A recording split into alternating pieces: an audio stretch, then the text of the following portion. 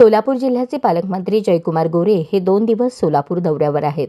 या भरगच्च दौऱ्यामध्ये त्यांचे अनेक कार्यक्रम ठेवण्यात आले असून महायुतीतील नेत्यांच्या निवासस्थानी आणि कार्यालयात गाठीभेटी आहेत. काँग्रेस पक्षाचे नेते दिलीप माने यांच्याही निवासस्थानी ते भेट देणार आहेत. तत्पूर्वी गुरुवारी सकाळी शासकीय विश्रामगृहावर त्यांनी लोकप्रतिनिधींसोबत बैठक घेतली. या बैठकीला आमदार देवेंद्र कोठे पूर्णवेळ उपस्थित होते. मंगळवेढ्याचे आमदार समाधान अवताडे काही वेळ येऊन भेटून गेले. नंतर आमदार सुभाष देशमुख यांनीही अर्धा तास भेटून बाहेर पडले. बापू गेल्यानंतर शहाजी पवार हे शासकीय विश्रामगृहात आले. थोडा वेळ थांबून पालकमंत्री जयकुमार गोरे हे पक्षाच्या मेळाव्यासाठी बाहेर पडले.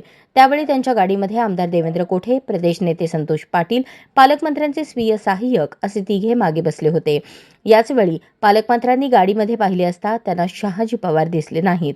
शहाजी पवार हे आपल्या गाडीत बसत होते. तेवढ्यात देवेंद्र कोठे यांना सांगून त्यांनी शहाजी पवार यांना बोलावून घेतले.